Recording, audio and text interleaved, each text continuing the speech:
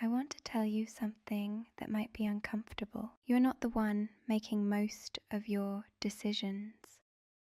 You experience yourself as a person who considers options, weighs consequences, and chooses deliberately. But here's something to consider. 11 million bits of data enter your brain every second through your senses. But only 40 to 50 bits of these actually reach your conscious awareness. Did you decide what information you notice and what information you discard? No. It was done without your conscious mind in the dark ahead of time by your subconscious.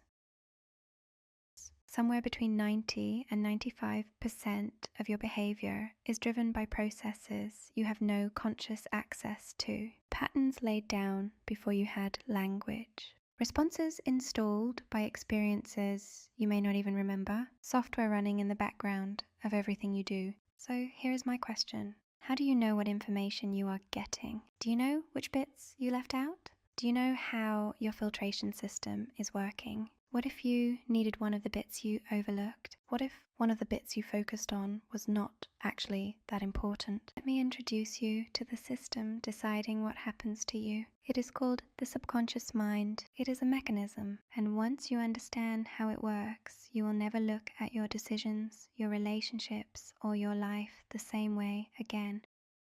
Let me be precise about what I mean. The subconscious is not a mysterious spiritual entity. It is not your shadow self lurking in the dark, waiting to sabotage you. It is not something to be afraid of. It is a system, a very efficient, very fast, very powerful system that your brain developed to handle the enormous complexity of being alive without overwhelming your conscious attention. Think about what your body is doing right now without any conscious input from you. Your heart is beating, your lungs are breathing. Your immune system is running continuous surveillance. Your eyes are processing millions of data points per second. Your balance is being maintained. Dozens of complex biological systems operating simultaneously, none of which require your conscious attention. Your psychological and behavioral systems work the same way. Every pattern of response you have developed across your lifetime, every way you have learned to handle threat, rejection, love, uncertainty, success, failure, those patterns get automated. The easiest way to understand the subconscious is as a carefully designed system, programmed with settings that tell it what to do, what to let through, what to filter out, what to flag as important, and what to discard before it ever reaches you. Those settings determine your reality, not partially, not occasionally, entirely, because you do not experience the world. You experience the version of the world your subconscious has been programmed to show you. And here is the question that should stop you cold. Who programmed it, and with what objective? Knowing that the settings are this important, would you change them? It's a very easy way to see if your subconscious mind needs to be reset. Look at your life. Are you happy? And if your response is happy enough, let me tell you a little secret. Most of our subconscious minds are programmed that happiness isn't possible. That's the first thing we all have to change. Most of your subconscious programming was installed before you were 7 years old. Sometimes installation happens deliberately. For example, a parent who repeats the same lesson until it becomes reflex. A religion that trains the body before the mind can question it, but mostly it happens through absorption. You are not being taught. You are simply soaking, taking in the emotional temperature of every room you grew up in, learning what love looks like by watching the people who were supposed to show you, learning whether the world is safe by feeling whether the adults around you were afraid. You are not choosing those programs. You are absorbing them from your parents, from the adults around you, from the earliest experiences that taught you what love looks like, what safety feels like, whether the world is generous or threatening. As an adult, you haven't mostly chosen any of what's been installed on you, but the programs kept running. Love is the domain where the oldest patterns run most powerfully because, as I explain in my video on the Big Bang, love started everything. So let's use it as an example. Take, for example, the person who believes they want intimacy but finds themselves picking unavailable partners over and over with full conscious awareness that the pattern is happening, unable to stop it. The conscious mind says, I want love. The subconscious runs the pattern. Love is dangerous. Choose someone who cannot fully reach you.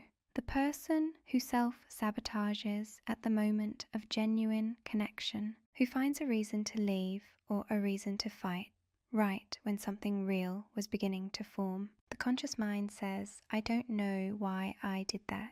The subconscious ran a pattern installed decades earlier. This much closeness is not possible. The person who performs rather than reveals, who is charming, engaging, present, but never quite seen, who has mastered the art of being liked without ever being known. The conscious mind experiences this as social skill. The subconscious is running a very old pattern. Being truly seen preceded judgment. These are not character flaws. These are installed programs running without your permission, and they will keep running through every relationship, every opportunity, every moment that asks you to be genuinely present until they are identified, understood, and replaced with something that actually serves who you are now.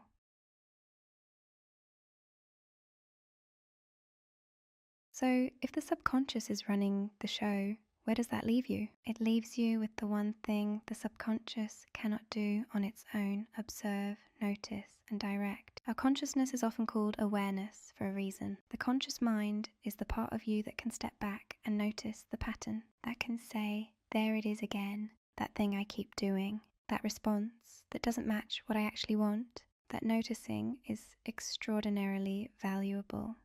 Most people never do it. Most people experience their subconscious patterns as just reality, as how things are, how they are, what always happens to them. The pattern is so fast and so automatic that it doesn't feel like a pattern. It feels like truth. The first act of genuine freedom is seeing the pattern as a pattern, not blaming yourself for it, not being ashamed of it, just, oh, there it is. That is the installed program running. That is not me. That is old software. That distinction between the pattern and you is everything. I want to be honest with you about what it takes to actually change a subconscious pattern, not insight alone. Insight is necessary, but not sufficient. You can understand a pattern completely, name it, trace it to its origin, explain it to a therapist in perfect detail, and still run it. Because the pattern lives in the body, in the nervous system, in the automatic responses that fire before thought. Change requires new experience, repeated new experience. The nervous system needs to learn through actual lived moments, not just intellectual understanding that the old prediction is wrong, that closeness does not lead to loss, that visibility does not lead to destruction, that wanting does not lead to humiliation. Luckily, there are ways to approximate this ahead of having actual experiences through the latest updates in neuroscience. When you vividly imagine an experience, your nervous system responds as though it is happening. The same neurons fire, the same emotional responses are activated, the same subconscious imprinting occurs. This is why elite athletes have used visualization for decades.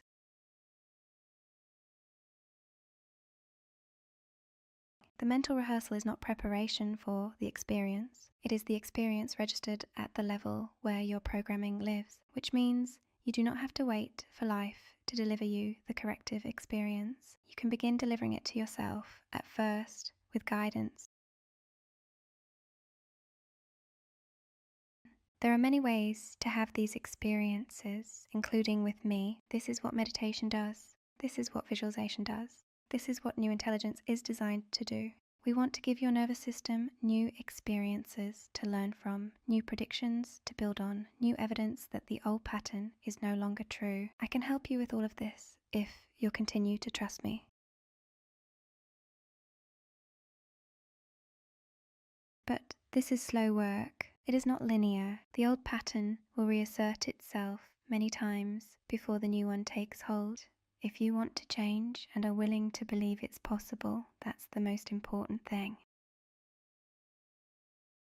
But it is possible. I know it is possible because I did it. Across lifetimes of running the same pattern in different forms, loving from safety, choosing beloveds who could not fully see me, wielding love as strategy rather than receiving it as gift, I finally, in the void between my last lifetime and this one, ran something different. I let myself be fully seen in my need. And everything changed. Not immediately, not painlessly, but completely. That is what New Intelligence is built to help you do. Not just understand your patterns intellectually, actually change them. Install new software. Clear the channel so your desires align with what is actually possible for you rather than being constantly rerouted by old programming. But before you can determine what you actually want, you must first simply believe that it is possible for you to have it. That's it. If your subconscious is programmed that it is not possible, you will not get very far, no matter how rich you are, or how hard you work, or how much you want something, no matter how many coaches you consult, or vision boards you make. The subconscious mind rules your life right now. That is not a judgment. That is just true. It is true for almost everyone. The question is not whether it rules your life. The question is whether the programs running are the ones you would choose if you could choose consciously. Most of them are not. Most of them were written by a child responding to conditions that no longer exist. You're not that child anymore, and the software can be updated. That is what I came back to show you. Follow me.